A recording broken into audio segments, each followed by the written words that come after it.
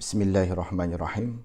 Alhamdulillahi Rabbil alamin. Wassalatu wassalamu ala sayyidina Muhammad wa ala alihi wa ashabihi ajma'in. Amma ba'd. Assalamu alaikum wa rahmatullahi wa barakatuh.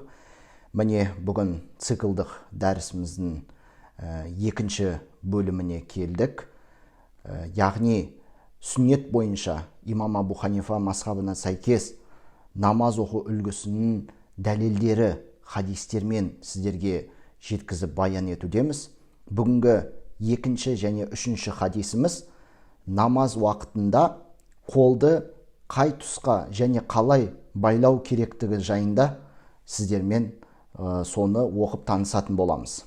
Алдымен екінші хадистің түп нұсқасы араб тіліндегі мәтінін оқып білсек. Бұл жерде былай делінеді. Ан Уаил ибн Худжр радиаллаху анху қал: Раайту набия саллаллаху алейхи вассалама вадаа яминаху аля шималихи фи салати тахта сурра деп келеді.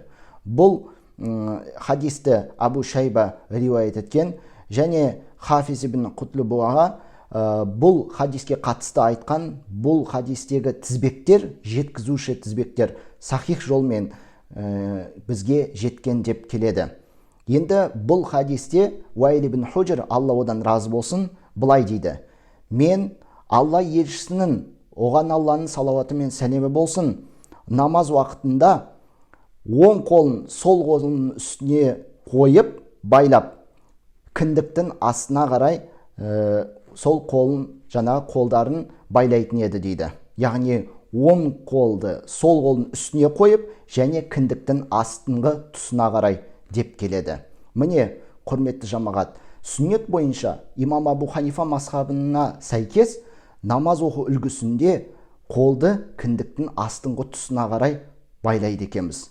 Міне, бұл дәлел бізге қалай сүннет бойынша оқу керектігіне сондай бір үлгі болады. Сондықтан біз осы дәлелді негізге ала отырып, сүннет бойынша намаз оқуға әрекет етейік. Осымен біздің екінші дәрісіміз тәмам болды. Осы біздің YouTube арнасымен бірге болыңыздар, келесі дәрістерді өткізіп алмаңыздар. Ва ахиру дауана анилхамдулиллахи роббил аламин.